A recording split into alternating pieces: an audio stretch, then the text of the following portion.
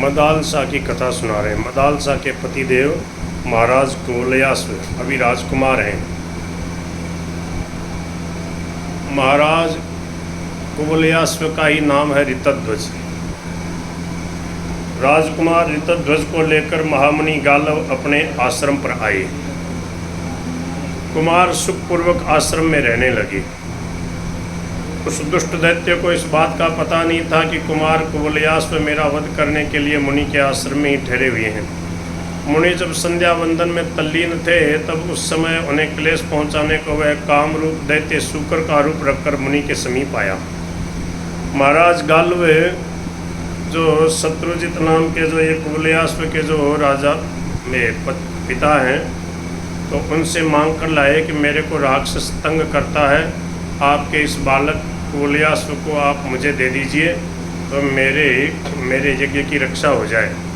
जैसे विश्वामित्र जी भगवान को मांग कर लाए राजा दशरथ से, ऐसे ही गालव मुनि महाराज ऋतध्वज को, ये ऋतध्वज राजकुमार है, कुवलय नाम के अश्व के ऊपर बैठने के नाम इनका, अश्व के ऊपर बैठने से इनका नाम कुवलयाश्व हो रहा है। अभी ये राजकुमार है। तो शत्रुजित नाम के जो राजा हैं उनके ये बेटा हैं। शत्रुजित राजा का ही नाम प्रतर्दन है। तो उनसे मांग करके गालव मुनि इन बालक राजकुमार को, ये सब प्रकार से योग्य है राजकुमार, इनको लेकर के अपने आश्रम में आए उस राक्षस का वध करवाने के लिए।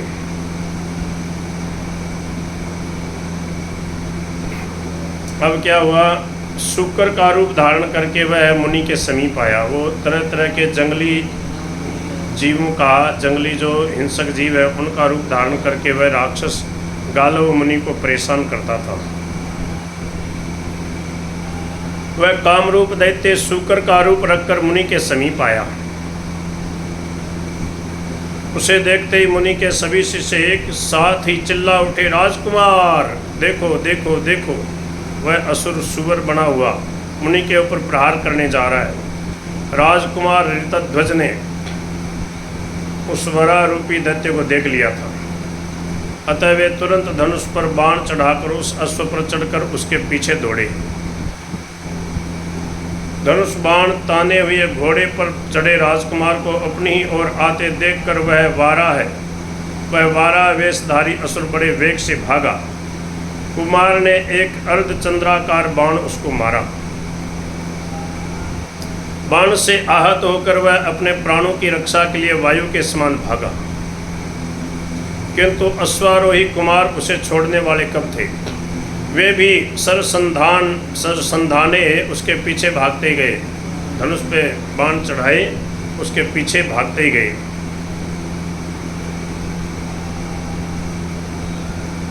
धनुष बाण ताने हुए घोड़े पर चढ़े राजकुमार को अपनी ओर आते देखकर वह भरा वेशधारी बड़ी तेजी से भागा जा रहा था।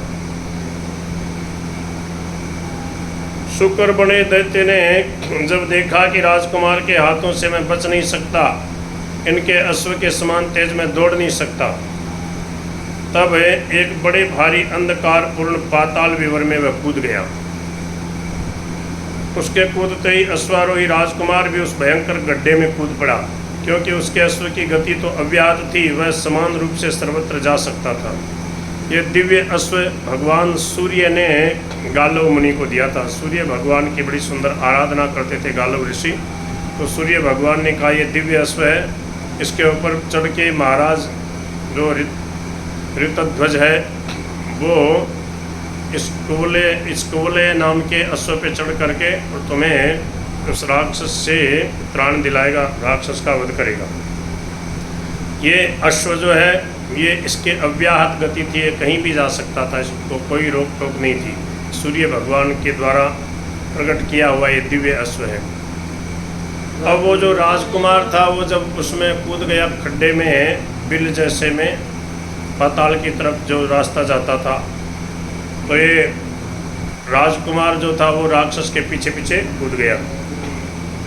उस घोर अंधकार पूर्ण विवर में जाने से कुमार को कुछ भी दिखाई नहीं देता था। अंधेरी गुफा जैसी थी, अंधेरा खूब सीधे नीचे, जैसे कोई कुएं में उतरता जाए अंधेरा ही अंधेरा हो। वह सुवर्ण तो अदृश्य ही हो गया।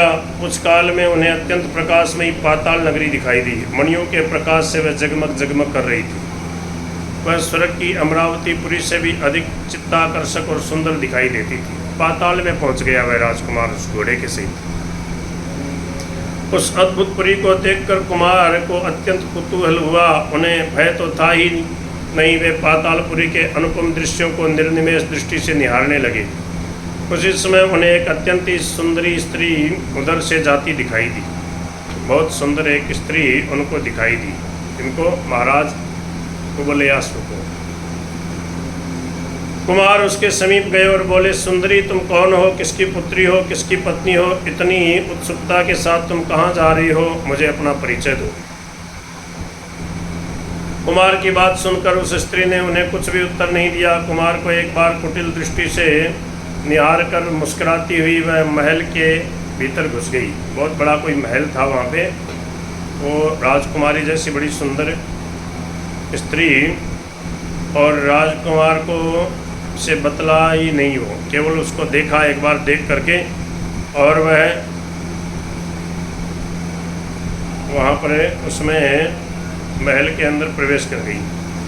भीतर जाकर कुमार ने जो कुछ देखा उसे देखकर उनके आश्चर्य का ठिकाना नहीं रहा। उस सजे सजाए महल में एक सुंदर सुवर्ण का पलंग बिछा हुआ है। उसके ऊपर अत्यंत ही कोमल गद्दे बिछे हुए हैं। वे दुग्ध की फेन की भांति स्वच्छ धवल वस्त्र से ढके हैं। पलंग पर अत्यंत ही मृदु छोटे बड़े उपधान अर्थात तकिए रखे हुए हैं। उसके ऊपर एक अत्यंत ही सुंदरी रमणी बैठी हुई है। उसके काले काले घुंघराले बाल अस्त व्यस्त भाव से मुख पर बिखरे हुए हैं। नीलकमल के समान बड़े बड़े सुंदर आकर्षक उसके नेत्र हैं। बंदूक पुष्प की कलिका के समान उसके पतले पतले मृदु अरुण वर्ण के ओष्ठ हैं। चंद्रमा की चांदनी के समान स्वच्छ उसके दंत हैं। उसके अंग प्रत्यंग से सुंदरता फूट फूट कर निकल रही थी। वह सर्वांग सुंदरी रमणी ललाम लवंग लता के समान हिल रही थी। राजकुमार ने आज तक इतनी सुंदरी कोई नारी निहारी ही नहीं थी। वे कल्पना भी नहीं कर सकते थे कि ब्रह्मा की सृष्टि में ऐसी सुंदरी स्त्री भी हो सकती है। उन्होंने समझा वह कोई पाताल की अधिष्ठात्री देवी है। वे शील संकोच श्रद्धा तथा लज्जा के सहित सिर झुकाकर उसके सम्मुख खड़े हो गए। साक्षात कामदेव के समान मूर्तिमान वीर रस के समान प्रत्यक्ष मनोरथ के समान उस सुंदर सलोने सुकुमार कुमार को निहार कर वह सर्वांग सुंदरी रमणी मूर्छित होकर धड़ाम से पलंग पर गिर पड़ी। उसकी ऐसी दशा देखकर आने वाली उस दूसरी स्त्री ने उसका सिर अपनी गोद में रखा। कई औषधियाँ सूंघाई और सनई सनई उसके सिर को दबाती हुई पंखा झलने लगी। कुमार उस सुकुमारी के सौंदर्य को देखकर अपने आप को भूले हुए थे। वे निर्णय ही न कर सके कि मुझे क्या करना चाहिए। समीप ही एक चौकी पर बैठ गई। कुछ काल में उस सुंदरी की मूर्छा भंग हुई। तब कुमार ने अत्यंत ही संकोच के स्वर में कहा, देवी मैं आपका परिचय प्राप्त करना चाहता हूँ। आप अभी इस प्रकार मूर्छित क्यों हो गई थी? राजकुमार के ऐसे प्रश्न को सुनकर सुंदरी लज्जित हुई। उसने एक रहस्य भरी दृष्टि से अपनी परिचारिका सखी की ओर देखा। उसके अभिप्राय को समझकर सखी ने कहना आरंभ किया, राजकुमार आपने गंधर्वों के राजा विश्वावसु का नाम तो सुना ही होगा। यह सुकुमारी राजकुमारी उन्हीं गंधर्व राज की प्राणों से भी प्यारी पुत्री है। गंधर्वों के राजा विश्वावसु की कन्या है। इसका नाम मदालसा है। अच्छा, ये विश्वावसु जो गंधर्व था उसकी बेटी थी महारानी मदालसा। एक तो गंधर्व वैसे ही समस्त उपदेवों से सुंदर होते हैं, इस पर यह कुमारी समस्त गंधर्व कन्याओं से सुंदरी थी। इसके सौंदर्य की ख्याति स्वर्ग तक फैल गई। इसकी सुंदरता ही इसके बंधन का कारण हुई। आश्चर्य के साथ राजकुमार ने पूछा, सो कैसे? सुंदरी की सखी बोली, सुनिए ये बात भी मैं कहती हूँ। आप तो जानते ही हैं सुमेरु पर रहने वाले गंधर्व कितने सौंदर्य प्रिय और विलासी होते हैं। सुमेरु पर्वत पर रहने वाले, वहाँ विहार करने वाले जो गंधर्व हैं वो बहुत सुंदर और विलासी होते हैं। ऐसा उस राजकुमारी की सखी ने कहा।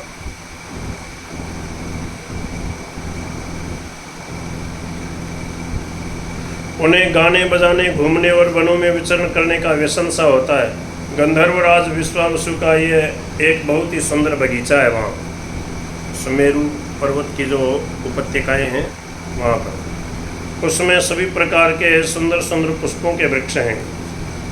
वह दूसरे नंदन कानन के समान ही सुंदर है। एक सुंदर बगीचा था वहाँ पर। उसी में यह एक दिन विचरण कर रही थी। उसी समय वज्र केतु दानव का पुत्र पाताल केतु वहाँ आया। वह मदालसा के सौंदर्य की प्रशंसा सुनकर इस पर आसक्त हो गया था। वह इसी घात में रहता था। एकांत में मदालसा को पाकर वह मायावी प्रसन्न हुआ। उसने भयंकर माया फैलाकर राजकुमारी मदालसा का अपहरण किया और अपने निवास स्थान पाताल में लाकर इसे यहाँ रख दिया है। उस दुष्ट ने इससे विवाह का प्रस्ताव किया, किंतु इसने स्वीकार नहीं किया। आप ही सोचिए, कहाँ तो वह भयंकर रूपधारी कामचारी दुष्ट दानव और कहाँ कामना युक्त रति के समान सुंदरी मेरी सखी। उस दुष्ट दानव ने इससे कह दिया है, आगामी त्रयोदशी को तेरे साथ विवाह कर लूँगा। इससे यह अत्यंत भयभीत हो गई है। कल इसने आत्महत्या करने का निश्चय किया था। ज्यों ही ये आत्महत्या करने को उद्यत हुई, त्यों ही स्वर्ग की साक्षात कामधेनु इसके सम्मुख प्रकट हुई और इसे धैर्य बंधाते हुए बोली, बेटी तुम किसी प्रकार की चिंता मत करो, तेरा विवाह इस दुष्ट दानव से कभी भी नहीं हो सकता। यह तो अब मृत्यु की घड़ियाँ गिन रहा है। अति शीघ्र ही यह शूकर का रूप बनाकर मर्त्यलोक में जाएगा। वहाँ जो भी इसे अपने बाणों से मारेगा वही तेरा पति होगा। इतना कहकर कामधेनु वहीं तुरंत अंतर्धान हो गई। आज मैंने सुना था कि वह दुष्ट दानव शुक्र का आरोप रखकर मृत्युलोक में गया है। मैंने यह भी सुना कि आज वह किसी के बाण का लक्ष्य बनकर पंच तत्व को प्राप्त हो गया है। वह किस कुमार के द्वारा मारा गया, इसी का पता लगाने में गई थी। पता चला अवश्य वह मायावी दैत्य मारा गया। राजकुमार ने पूछा, अच्छा आप अपना तो परिचय दीजिए, आप कौन हैं? सुंदरी की सखी ने कहा, अजी मेरा परिचय क्या है, मैं गंधर्व राजकुमारी इस मदालसा की प्यारी सखी हूँ। इसे मैं प्राणों से भी अधिक प्यार करती हूँ। कुमार ने कहा, नहीं तो भी आप अपना परिचय तो दें ही। इस पर सुंदरी की सखी ने कहा, मैं भी विंध्यवान गंधर्व की पुत्री हूँ। मेरा विवाह पुष्कर माली गंधर्व के साथ हुआ था। उन्हें शुंभ नामक दैत्य ने युद्ध में मार डाला। तब से मैं वैधव्य के व्रत का नियम पूर्वक पालन करती हुई पुण्य तीर्थों में भ्रमण करती रहती हूँ। जब मैंने सखी के अपहरण की बात सुनी, तब मैं योग के द्वारा सब जानकर इसके समीप आ गई हूँ और जो बनती है इसकी सेवा करती हूँ। राजकुमार ने कहा, अच्छा मैं ये जानना चाहता हूँ कि आपकी सखी अभी मूर्छित क्यों हो गई थी? इस प्रश्न को सुनते ही सुंदरी के मुखमंडल पर एक प्रकार की रसमयी लज्जा छा गई। उसकी सखी ने कहना आरंभ किया, देव आप कोई धर्मात्मा दयालु देव प्रतीत होते हैं। आपसे मैं सच सच बातें कहती हूँ। मेरी सखी आपके सुंदर रूप को देखते ही मोहित हो गई। यह इसके जीवन में एक अद्भुत घटना घटित हुई, नहीं तो यह कभी किसी की ओर आंख उठाकर भी नहीं देखती। आपके काले काले घुंघराले बालों के से सुशोभित मस्तक, उभरी हुई विशाल छाती, सिंह के समान स्थूल और मांसल कंधों और आजानुलंबित बड़ी बड़ी विशाल भुजाओं को देखकर यह अपनेपन को भूल गई। इसका मन मधुप आपके सौंदर्य रूपी कमल कोश में फंस गया। अब इसे चिंता इस बात की है कि मेरा विवाह तो उस व्यक्ति के साथ होगा जो पाताल केतु को मारेगा। सुरभि के वचन कभी मिथ्या हो नहीं सकते, मिथ्या तो हो नहीं सकते। इसका मन है आपके साथ और शरीर का संबंध होगा दूसरे के साथ। ये अत्यंत ही दुखद प्रसंग होगा। वो सामने खड़ा, वो दोनों समझ नहीं रही उसको। वही है वो व्यक्ति। बोले कि इसमें इसका आप में इसका मन चला गया है, ये तो उसके साथ विवाह करेगी जो काल केतु राक्षस को मारेगा। काल केतु को राक्षस को मारने वाला यही है महाराज कुवलयाश्व, और वो बड़ा सुंदर है। उसमें उसका मन चला गया, उसको देख के बेहोश हो गई। उसकी सखी समझ आ रही है, बोले इसी बात का इसको दुख है कि मेरा व्रत भंग कैसे हुआ, मेरा इसकी तरफ मन क्यों चला गया। हाँ, इसलिए मेरी सखी व्याकुल हो रही है। इसने अपना सर्वस्व आपके ऊपर न्यौछावर कर दिया है। यह मैंने अपना और अपनी सखी का परिचय दिया। अब हम भी आपका परिचय प्राप्त करना चाहते हैं। आप ठीक ठीक बताएं, आप कौन हैं? देवता, गंधर्व, विद्याधर अथवा किसी नागराज के कुमार? आप यहाँ किस कारण और कैसे आए हैं? यह सुनकर सरलता के साथ राजकुमार ने कहा, देवी मैं देवता, केंद्र, विद्याधर, नाग या गंधर्व नहीं हूँ। ये सब तो देव योनि वाले मेरे पूजनीय हैं। मैं तो मर्त्यलोक का एक मनुष्य हूँ। महर्षि गालो की कृपा से और इस सूर्यदत्त अश्व के प्रभाव से मैं यहाँ पाताल लोक में आ सका हूँ। महर्षि गालो मेरे पिता से मुझे मांग लाए थे। पाताल केतु दानव उन्हें बहुत क्लेश देता था। आज वह शुक्र का रूप रखकर उसके आश्रम में गया, उनके गालो ऋषि के आश्रम में गया।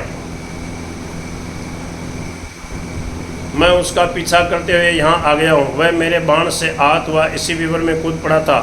यही मेरे यहाँ आने का कारण है।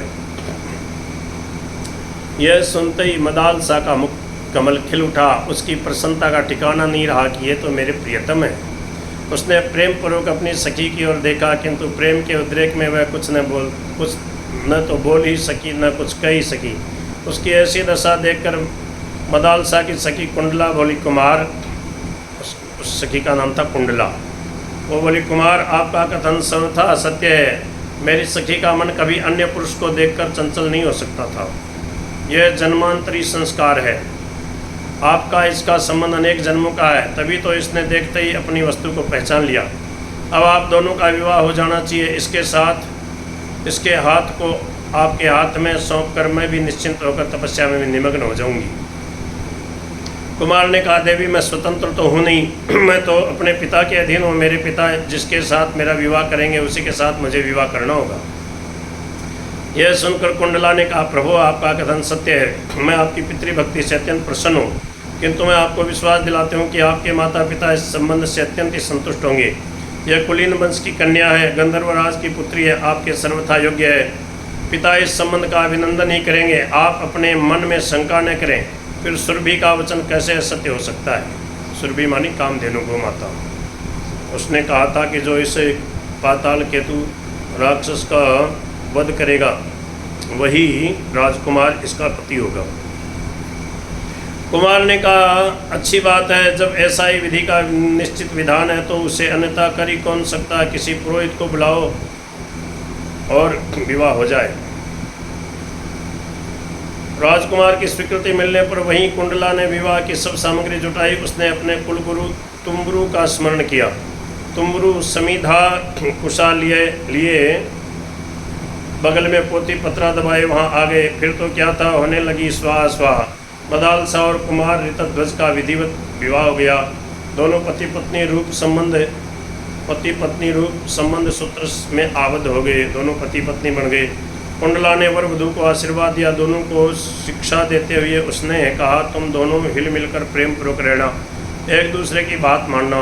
गृहस्थी रूपी रथ के स्त्री और पुरुष दो पहिए हैं।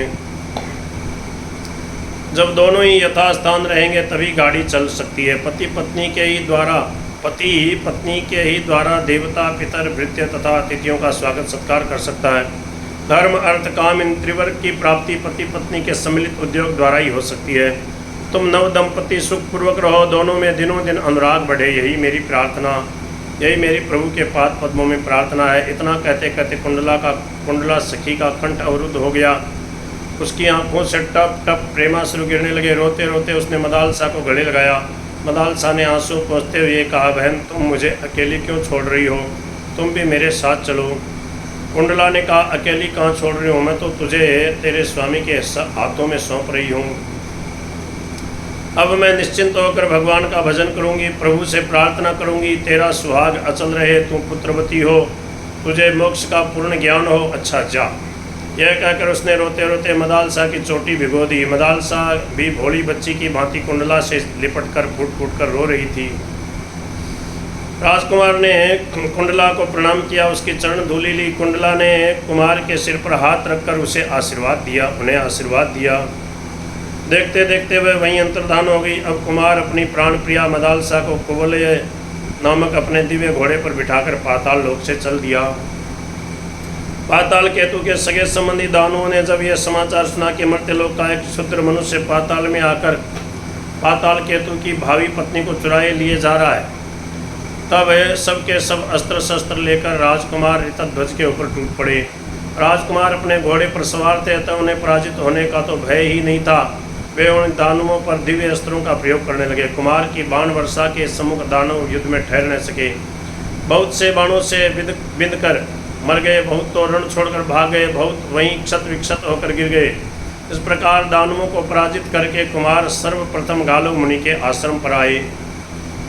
शिष्यों सहित मुनि ने जब कुमार को बहू के साथ देखा तो सब परम प्रमुदित हुए। मुनियों ने नव दंपति को भांति भांति के आशीर्वाद दिए। इस प्रकार मुनियों द्वारा आदृत होकर समादृत होकर तथा उनकी आज्ञा लेकर ऋतध्वज अपने पिता की पुरी में आए। माता पिता ने जब पुत्र वधू के साथ अपने पुत्र को देखा तब तो उनके आनंद की सीमा न रही। पिता ने अपने प्यारे पुत्र की प्रशंसा की, अपने भाग्य की सराहना की। माता ने वर वधू को अनेकों आशीर्वाद दिए। नगर भर में उत्सव मनाया गया। मदालसा के अनिर्वचनीय रूप को देखकर सभी स्त्री पुरुष मंत्र मुग्ध की भांति हो जाते थे। उसे देखकर सभी अपने भाग्य की सराहना करते। मदालसा ने अपने शील, स्वभाव, सदाचार और स्नेह युक्त सरल व्यवहार से सभी को वश में कर लिया था। वह नित्य प्रति प्रातःकाल उठकर अपने सास ससुर के चरण कमलों में प्रणाम करती और सदा उनकी आज्ञा के अनुसार व्यवहार करती। कुमार ने अपना सर्वस्व मदालसा को समर्पित कर दिया था। मदालसा भी उन्हें अपना इष्ट देव मानकर सदा उनके अधीन रहती। उन दोनों में ऐसा प्रेम था कि एक प्राण दो देह वाली कहावत उनके ही विषय में चरितार्थ होती थी। राजकुमार मदालसा के साथ महलों में, पुर में, वन उपवनों में, नदी तट तथा उपत्यकाओं में विहार करते थे। इस प्रकार सुखपूर्वक उनके दिन व्यतीत होने लगे। सूत जी कहते हैं, हे शौनकादि ऋषियों, कुमार ऋतध्वज की अपनी पत्नी में अधिक आसक्ति देखकर महाराज शत्रुजित ने एक दिन उनसे कहा, बेटा, हम क्षत्रिय हैं, हमारा मुख्य कर्तव्य है प्रजा के दुखों को दूर करना। ब्राह्मणों की रक्षा ही हमारा परम धर्म है। पृथ्वी पर अनेकों राक्षस विविध वेश बनाकर घुमा करते हैं और वे प्रजा को पीड़ा पहुंचाते हैं, साधु पुरुषों को दुख देते हैं। तुम नित्य ही पृथ्वी पर घूम घूम कर साधुओं का संरक्षण और दुष्टों का दमन किया करो। पितृभक्त कुमार ऋतध्वज ने कहा, पिताजी, मैं तो आपकी आज्ञा के अधीन हूँ। आज से मैं नित्य प्रति संपूर्ण पृथ्वी मंडल पर घुमा करूँगा और दीन दुखियों के दुखों को देखकर उन्हें दूर किया करूँगा। दीन दुखियों के दुखों को दूर किया करूँगा। उस दिन से नित्य ही प्रातः काल कुमार अश्व पर चढ़कर जाते और दोपहर तक पृथ्वी की परिक्रमा करके लौट आते। उनके घोड़े की गति सर्वत्र थी। वे जिधर चाहते चले जाते, प्रजा के दुखों को सुनते, साधु महात्माओं से उनके आश्रमों का कुशल पूछते। कोई दैत्य दानव उन्हें दुख देता तो वे उस दुष्ट को दंड देकर यमपुर पठाते। घूम घाम कर मध्याह्न समय अपने महल में आ जाते, फिर मदालसा के साथ आनंद विहार करते। एक दिन कुमार घूमते फिरते यमुना तट पर पहुँचे। वहाँ उन्हें एक मुनि का बड़ा ही सुंदर स्वच्छ आश्रम दिखाई दिया। उसमें फल पुष्पों के बहुत वृक्ष लगे थे। एक बड़ी बड़ी जटाओं वाला मुनि उसमें तप कर रहा था, यमुना जी के किनारे। शौनक जी ने पूछा, सूत जी, वह किस मुनि का आश्रम था? यह सुनकर हंसते हुए सूत जी बोले, अजी महाराज, कुछ न पूछिए। बहुत से दुष्ट पुरुष अपनी स्वार्थ सिद्धि के लिए साधु का वेश बनाकर अपनी इंद्रियों की तृप्ति करते हैं, राग द्वेष अनाचार व्यभिचार फैलाते हैं। वे मन से तो असुर राक्षस होते हैं, ऊपर से साधु संतों का रूप बना लेते हैं। उन धूर्तों को परलोक का भी भय नहीं रहता। उस मुनि का नाम कपट मुनि समझ लें। बात यह थी, वह पाताल केतु को मारकर मदालसा को साथ ले कुमार आने लगे तो पाताल केतु का भाई ताल केतु उनसे लड़ने आया।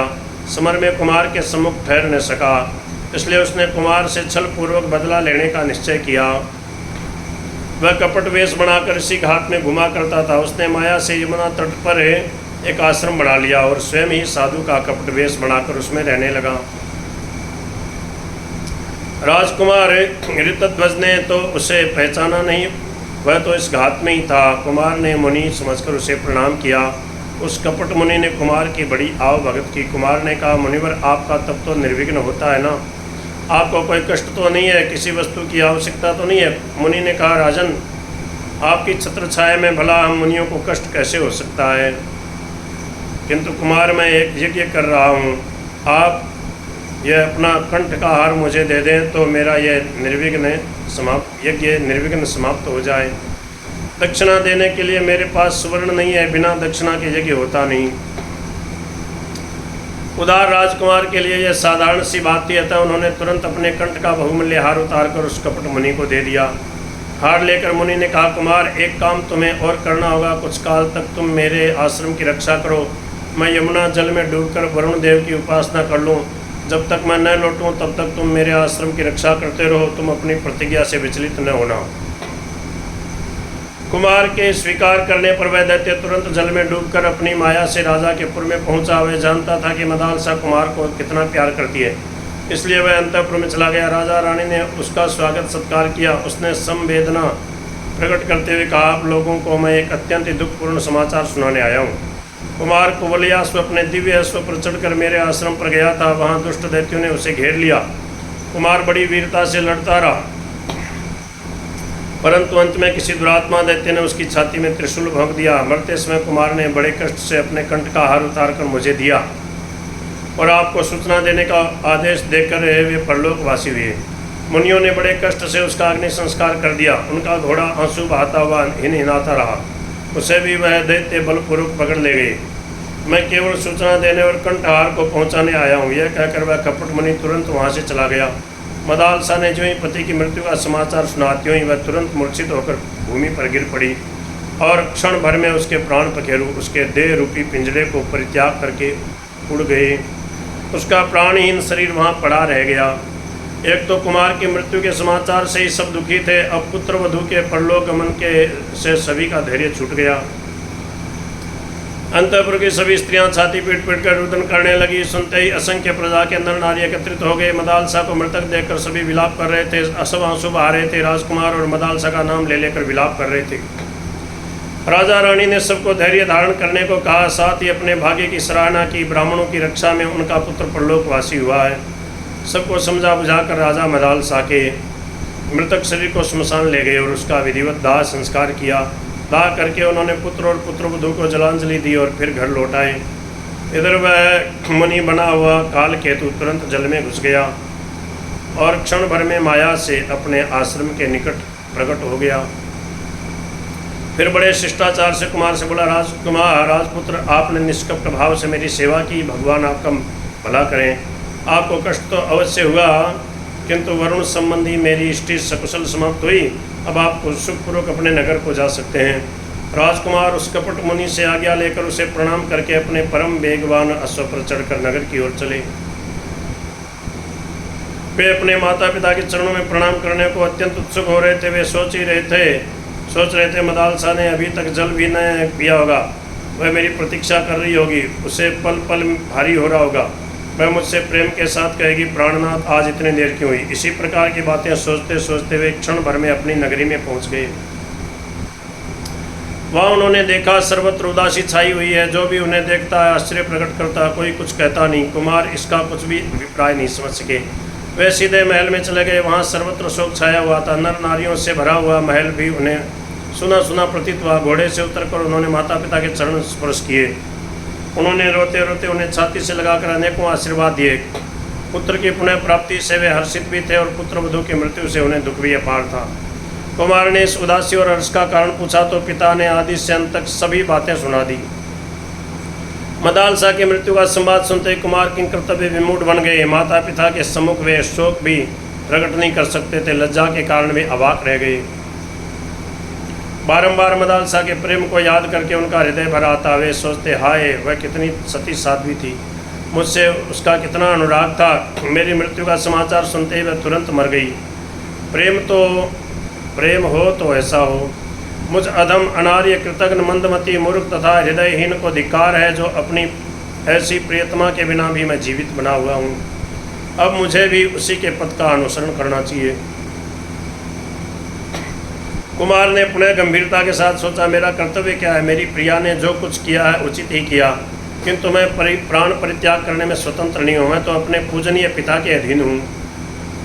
मैं मर भी जाऊँ तो उसका क्या उपकार होगा। यदि मैं रात दिन शोक में भी निमग्न रहूँ तो मेरी माता को कष्ट होगा। अतः मैं आज से यही प्रतिज्ञा करता हूँ कि मदालसा को छोड़कर मैं किसी दूसरी स्त्री का पत्नी भाव से स्पर्श नहीं करूँगा।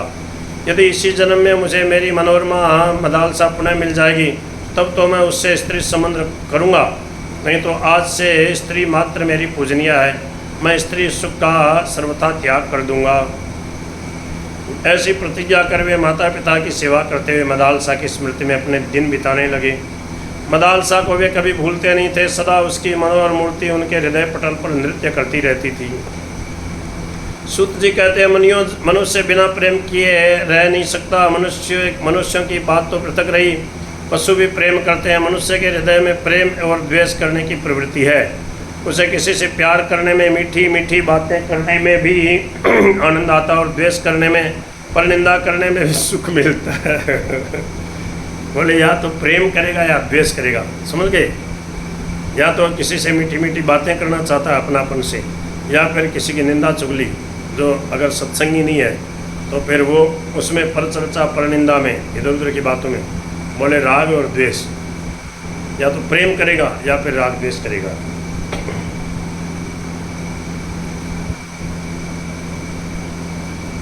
परनिंदा करने में सुख न हो तो इतने पढ़े लिखे लोग अकारण बड़े बड़ों की निंदा क्यों करें? समझ में आ रही है क्या? उन्हें निंदा करने में भी सुख का अनुभव होता है। जो लोग दूसरों की निंदा नहीं करते, किसी एक में ही अपना चित्त लगा लेते हैं, वे संयमी सदाचारी पुरुष श्रेष्ठ होते हैं। ऐसे पुरुषों को भी प्रेम करने वालों की आवश्यकता रहती है। ये मानव प्राणी अनादिकाल से प्रेम का भूखा बना हुआ है। यदि प्रेम की भूख प्रबल न हो तो जिन्हें खाने पीने, पहनने तथा वाहन आदि की सभी सुविधाएं प्राप्त हैं, वे दुखी क्यों देखे जाते हैं? प्रेम के बिना दुख वस्तुओं के संग्रह या अभाव में नहीं है। हम जो चाहते हैं वह न प्राप्त हो तो दुख होता है। हम आशा करते हैं हमारा मित्र हमें प्रेम करे, यदि वह प्रेम न करके विश्वासघात करता तो हमें दुख होता है। पत्नी चाहती है पति मुझसे प्रेम करे, किंतु वह पत्नी से प्रेम न करके दूसरी किसी स्त्री से प्रेम करता है तो उस पत्नी को मर्मांतक पीड़ा होती है। प्रेम के बिना पदार्थों में कोई स्वाद नहीं। प्रेम के बिना अमृत पिलावे तो वह निस्सार है, और प्रेम सहित विष भी पिया जाए तो वह अमृत है। हे भगवान, आप तो बालकपन से ही बाबा जी बन गए। आपने तो शिशु काल से ही प्रभु से प्रेम जोड़ लिया। अब आप सब तो संस्कारी हैं, कारक पुरुष हैं। साधारण पुरुषों को देखें। सूत जी कह रहे हैं सोनक जी से, बोले आप तो बाबा जी बन गए बचपन में ही, और साधारण पुरुषों को देखें, वे प्रेम के लिए कितने तड़पते रहते हैं। एक दूसरे के साथ खेलते हैं, उन्हें घर ले जाते हैं। मित्र के पिता से पिताजी कहते हैं, साथ साथ बैठकर थाली में खाते हैं। बालकपन में कितना भोलापन रहता है। बाल्यकाल की मैत्री कैसी निश्चल निष्कपट होती है। लड़कियां अपनी सहेलियों से कैसी घुल मिलकर बातें करती हैं, गुड्डा गुड़ियों से खेलती हैं। खेल खेल में लड़ाई भी हो जाती है, फिर प्रेम हो जाता है। बालक जिसे भी देखता उसी में प्रेम की खोज करता है, इसलिए बालक को सब प्रेम करते हैं। युवावस्था में हृदय किसी को अर्पित करने को व्याकुल हो जाता है, इसीलिए माता पिता विवाह कर देते हैं। पत्नी अपने अनुकूल पति को पाकर और पति अपने मनोनुकूल पत्नी को पाकर अपना हृदय उसे सौंप देते हैं। यदि दोनों का मन नहीं मिला तो रोते रोते जीवन बिताना पड़ता है। समझ में आ रही हैं क्या आपको ये बातें? अपने क्या समझ में आए? अपने तो बाबा जी। अथवा जिस स्त्री को पति प्यार करता है और वह परलोक प्रयाण कर जाते तो सतपति दूसरी पत्नी से संबंध नहीं करता, फिर उसे मित्रों से वह प्रेम प्राप्त करना होता है। पिता पुत्र से प्रेम करके अपने भावों को व्यक्त करता है। जिसके न स्त्री है, न बच्चे हैं, न मित्र है, न संबंधी, ऐसे साधु संत अपने शिष्यों के प्रति प्रेम प्रदर्शित करते हैं। लो सर, जिस हतभाग्य ने प्रेम करने को कोई भी नहीं, जिस हतभाग्य के साथ प्रेम करने को कोई भी नहीं, वह तो पाषाण हृदय होकर संसार में जड़ता को प्राप्त होता है, या प्रेमार्णव में डूबकर अपने आप को उसमें तन्मय कर देता है, भगवान में लग जाता है, तो जीवन सफल हो जाता है उसका। सच्चा प्रेम तो भगवान ही करते हैं। कुमार ऋतध्वज अपनी पत्नी से अत्यधिक प्रेम करते थे, किंतु वह उनकी मिथ्या मृत्यु का समाचार सुनकर उनके वियोग में परलोक वासिनी बन गई। राजकुमार निरंतर उसकी चिंता में निमग्न रहने लगे। उनके पिता ने सोचा, पुत्र का जैसे भी मनोविनोद हो वही उपाय करना चाहिए। वे जानते थे मेरा पुत्र परम सदाचारी है, वह दृढ़ प्रतिज्ञा है, किसी स्त्री से तो वह बात करेगा नहीं। कुछ राजकुमारों को इसके समीप रख दें, उनसे संभव है इसका मन बहल जाए। यही सोचकर उन्होंने कुमार की अवस्था के बहुत से राजकुमार वहाँ रख दिए। उनसे संभव है, हाँ, रख दिया। राजकुमार ऋतध्वज उनके साथ खेलने कूदने और हंसने लगे। यह देखकर राजा को परम प्रसन्नता हुई। अब तो राजा ने ऐसा नियम कर दिया कि कुंवर की अवस्था के जितने भी बच्चे हैं सब खेलने कूदने कुमार के समीप बिना रोक टोक के जा सकते हैं। इससे ऋतध्वज के बहुत से समवयस्क साथी महलों में आकर उनके साथ खेलने कूदने और मनोविनोद करने लगे। अब कुमार का अधिकांश समय अपने मित्रों के साथ खेलने कूदने में व्यतीत होने लगा। राजकुमार प्रेमी थे, उदार थे, सहृदय थे, अतः बहुत से कुमार उनके समीप आने लगे। वे सबका यथोचित स्वागत सत्कार करते, सबके साथ प्रेम पूर्वक मीठी मीठी बातें करते, सबके साथ बैठकर भगवान का प्रसाद पाते, खेलते कूदते और भांति भांति के मनोरंजन करते। प्रेम में स्थान की दूरी व्यवधान नहीं डालती। प्रेमी को खोज ही लेता है। प्रेम छिपाए नहीं छिपता। प्रेम की गंध बिना फैलाए फैल जाती है। पाताल में रहने वाले नागों के राजा अश्वतर के 2 कुमार थे। मनुष्यों का वेश बनाकर एक दिन पृथ्वी पर घूमते फिरते राजा के यहाँ आए। उन्होंने कुमार ऋतध्वज को अपने समवयस्क युवकों के साथ हास्य परिहास तथा भांति भांति की प्रेम की बातें करते हुए देखा। उनके शील स्वभाव और प्रेम के एक व्यवहार से वे नागकुमार मुक्त हो गए। राजकुमार ने उनका भी स्वागत किया और कुछ ही काल में परस्पर आत्मीय हो गए। चलते समय कुमार ने कहा, कल अवश्य आइएगा। मैं प्रतिज्ञा करता हूँ जब तक आप दोनों न आएंगे मैं प्रसाद नहीं पाऊंगा। देखिए भूलने जाइएगा। नागकुमारों ने भी कहा, हाँ हम कल अवश्य आएंगे। ऐसा कह वे स्नेहपूरित हृदय को लेकर कुमार से विदा हुए। रात भर वे कुमार के शील स्वभाव और प्रेम को याद करते रहे। उन्हें नींद न आई। प्रातःकाल होते ही वे पुनः राजकुमार के समीप पहुँचे। कुमार उन दोनों को देखकर खिल उठे।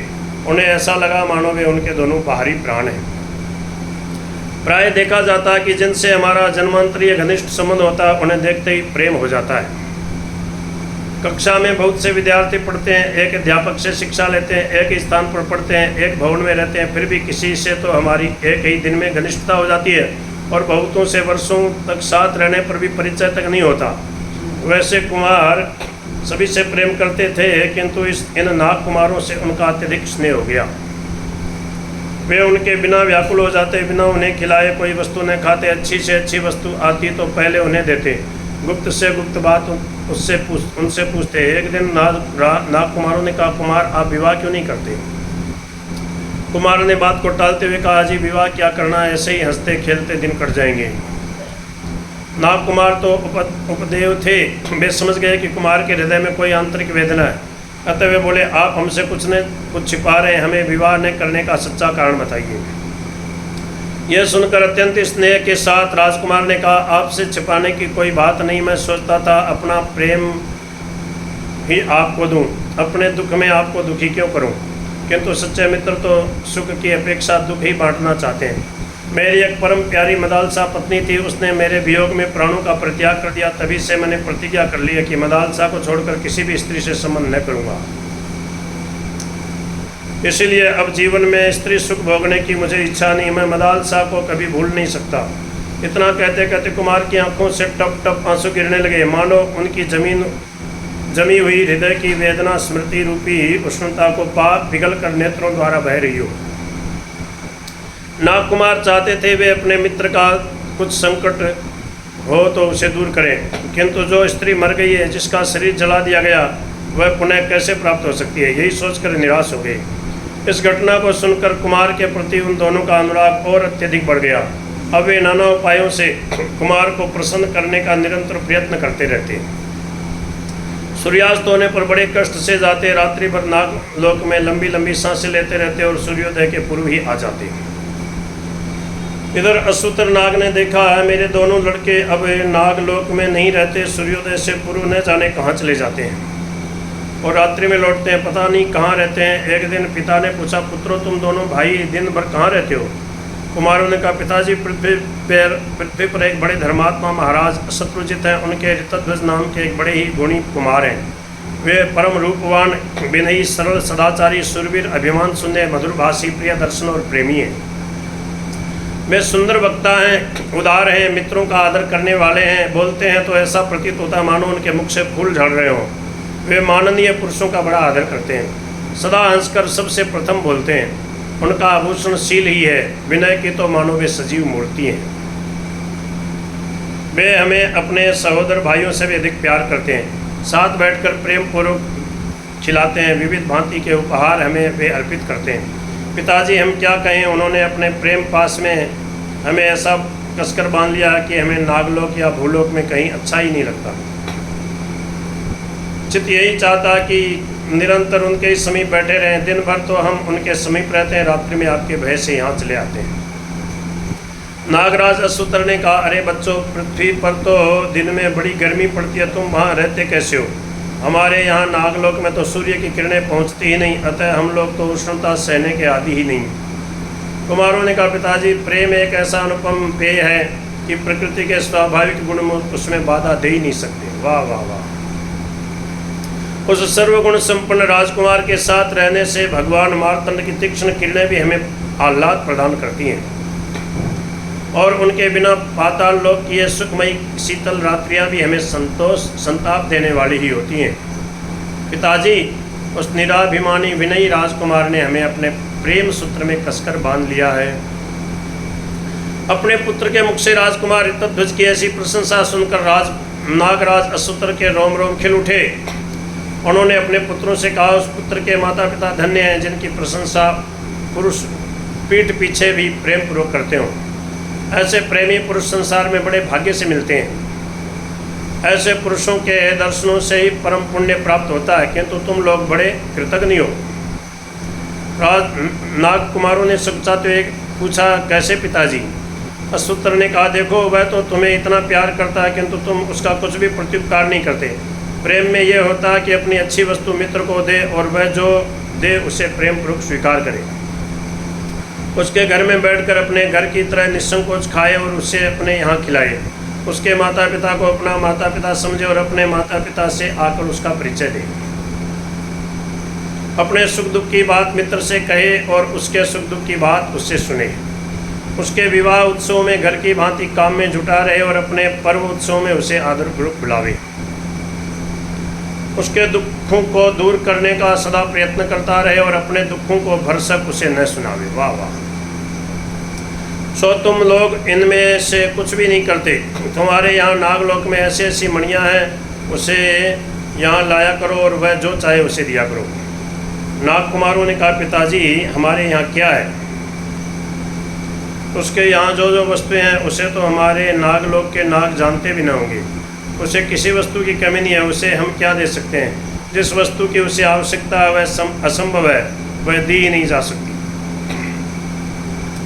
अश्वतर नाग ने कहा, बेटाओ, संसार में उद्योगी पुरुषों के लिए असंभव तो कोई वस्तु है ही नहीं।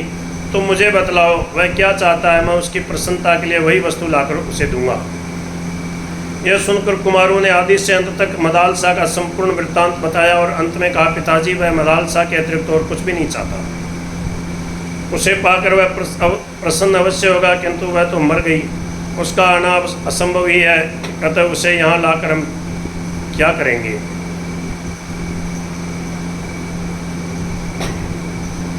अश्वतर ने आवेश में आकर कहा, मैंने तुमसे पहले ही कह दिया कि संसार में असंभव वस्तु कोई नहीं है। मैं मदालसा को लाऊंगा और तुम्हारे उस राजकुमार मित्र को प्रसन्न करूंगा। यह कहकर नागराज तुरंत तप करने वन को चले गए। अश्वतर नाग पाताल लोक से निकलकर नर नारायण की तपस्या भूमि बद्रिकाश्रम की ओर गए और वहाँ से भी आगे केशव प्रयाग पहुँचे, जहाँ सरस्वती नदी भगवती अलकनंदा में आकर मिलती है। आप गए हो क्या वहाँ? मैं भी गया हूँ, बहुत गजब का स्थान है केशव प्रयाग, जहाँ से सरस्वती नदी निकलती है बड़ी तेज़ी से और अलकनंदा ऊपर से आती है। और अलकनंदा और सरस्वती का जो संगम है वही है केशव प्रयाग। उस केशव प्रयाग के समीप काकभुसुंड चोटी के समीप के एक ऐसे पर्वत शिखर पर जहाँ महीनों बर्फ जमी रहती है रहकर घोर तप करने लगे। वहाँ उन्होंने सरस्वती देवी की आराधना की। नागराज की आराधना से भगवती सरस्वती उन पर प्रसन्न हुई। प्रकट होकर उन्होंने नागराज से वरदान मांगने को कहा। तब नागराज ने हाथ जोड़कर कहा, माता, हम दो भाई हैं। मेरे एक भाई का नाम कंबल है और मेरा नाम अश्वतर है। हम दोनों भाई अश्विनी कुमारों की तरह सदा साथ ही प्रेमपूर्वक रहें और दोनों सर्वश्रेष्ठ संगीतज्ञ समझे जाएं। सरस्वती जी ने कहा, तथास्तु कहकर वहीं अंतर्धान हो गई। कंबल और अश्वतर जानते थे कि भगवान शंकर आशुतोष हैं, वे औडर दानी हैं। औडर दानी वे संगीत उन्हें अत्यंत प्रिय है। गा बजाकर तथा उनके सम्मुख नृत्य कर जो चाहो सो वर ले लो। उनके यहाँ संभव असंभव कुछ है ही नहीं, वे जो चाहें सो कर सकते हैं। यह सब सोचकर तथा सरस्वती की कृपा से संगीतज्ञ होकर दोनों सरस्वती स्रोत से भी आगे कैलाश पर्वत पे पहुंच गए। वाह! वहाँ निराहार रहकर गा बजाकर वो शंकर जी को संतुष्ट करने लगे।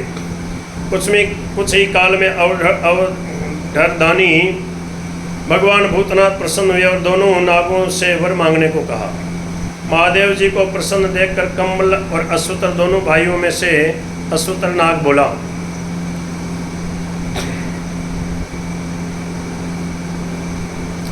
प्रभु यदि आप हम पर प्रसन्न हैं तो राजकुमार ऋतध्वज की पत्नी मदालसा मेरे यहाँ पुत्री बनकर प्रकट हो। वाह वाह वाह वाह, क्या बात! उसका वैसा ही रूप, वैसी अवस्था, वैसा ही शील स्वभाव, उसे पूर्व जन्म की सभी बातें स्मरण हो। वह योगिनी, ब्रह्मवादिनी तथा पूर्ण ज्ञान विज्ञान से संपन्न हो। यह सुनकर भूतनाथ भगवान भोलेनाथ ने कहा, अच्छी बात, ऐसा ही होगा। तुम ध्यान मग्न होकर बैठना, तुम्हारे फण से मदालसा ज्यों ही की त्यों उत्पन्न हो जाएगी। इतना कहकर भगवान आशुतोष तो वहीं अंतर्धान हो गए और वे दोनों भाई कैलाश से प्रसन्नतापूर्वक अपने घर आए। घर आकर अश्वतर नाग एक दिन ध्यान में मग्न होकर शिव जी के वरदान का स्मरण करके बैठे ही थे कि उनके एक फण से अत्यंत सुंदरी रमणी निकली। उसके सौंदर्य को देखकर नागराज चकित हो गए। वे सोचने लगे, राजकुमार ऋतध्वज इस रमणी रत्न के बिना इतने दिनों तक जीवित हैं, यही बड़ा आश्चर्य है। आज मैं कृतार्थ हुआ, कुमार के साथ मैं अपनी इस पुत्री का पुनः पानी ग्रहण संस्कार करूँगा। यह सोचकर उन्होंने उस कन्या को छिपाकर अंतःपुर में रखा, किसी को उसे दिखाया नहीं। फिर अपने पुत्रों से कहा, बच्चों आज तुम अपने मित्र को यहाँ लाना, उसकी मनोकामना पूर्ण करूँगा। यह सुनकर नाग कुमारों को अत्यंत ही हर्ष हुआ। वे अत्यंत ही उल्लास के साथ राजकुमार के निकट पहुँचे। उनके मुखमंडल खिल रहे थे, आज वे अत्यधिक प्रसन्न थे। उन्होंने जाते ही कहा, कुमार देखिए, हम तो आपके घर नित्य आते हैं, आप हमारे घर कभी नहीं चलते। इतना सुनते ही राजकुमार ने प्रेम रोष में कहा, भाइयों मैंने ऐसा कौन सा अपराध किया है? क्या ये आपका घर नहीं है? क्या यहाँ की वस्तुओं को आप अपनी वस्तु नहीं समझते? क्या आप मुझे अपना सगा भाई नहीं मानते? फिर मेरे तेरे का प्रश्न आपके मन में क्यों उठा? मैं अपने शरीर की शपथ खाकर कहता हूँ, मेरा सर्वस्व आप लोगों का ही है। आप यहाँ की सब वस्तुओं को अपना ही समझकर उनका उपभोग करें। जिसे जो देना चाहें दें, जिससे संतुष्ट करना चाहें करें, और फिर ऐसी बात कभी भी मुख से न निकालें। दोनों नागकुमारों ने कुबलयाश्व राजकुमार के प्रति कृतज्ञता प्रकट करते हुए कहा, कुमार आपका कथन यथार्थ है।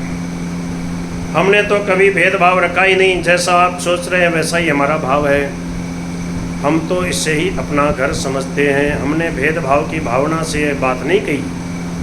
हमारे पूजनीय पिताजी तुम्हें देखने को बहुत उत्कंठित हैं, वे हमारे बहुत दिनों से पीछे पड़ रहे हैं। आज उन्होंने अत्यंत आग्रह के साथ कहा है, कुमार को अवश्य लाना। उन्हीं के संदेश को हमने अपनी भाषा में दोहराया है। इतना सुनते ही कुमार तुरंत सिंहासन से कूद पड़े। उनकी आंखों से प्रेमाश्रु निकल रहे थे। उन्होंने कहा, मैं धन्य हूँ, मैं कृतार्थ हुआ कि पूज्य पिताजी ने मुझे स्मरण किया। मैं आज उनके चरण धूलि सिर पर चढ़ा के कृतार्थ होऊंगा। आप शीघ्र चलें, अब विलम्ब न करें। आज मैं अपने उन धर्म पिता के पाद पद्मों में प्रणाम करूंगा। यह कहकर कुमार ने वहीं भूमि पर लेटकर उनके पिता के निमित्त साष्टांग प्रणाम किया और वे जैसे बैठे थे वैसे ही तुरंत उठकर उन नाग कुमारों के साथ चल दिए। नाग कुमार मनुष्य वेश में राजकुमार के समीप आते थे। उन्हें इस बात का अभी तक पता ही नहीं था कि वे परम शक्तिशाली पाताल में रहने वाले उपदेव हैं, जो इच्छानुरूप रूप रख सकते हैं।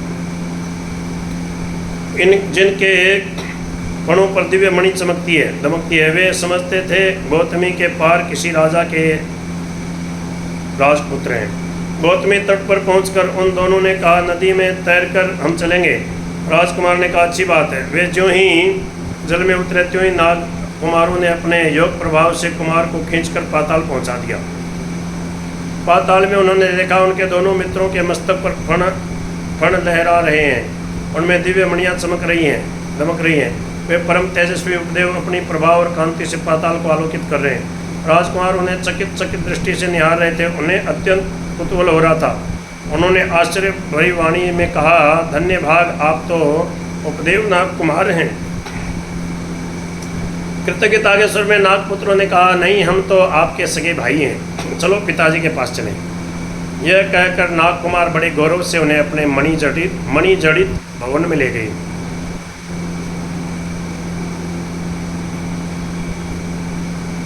हरे राम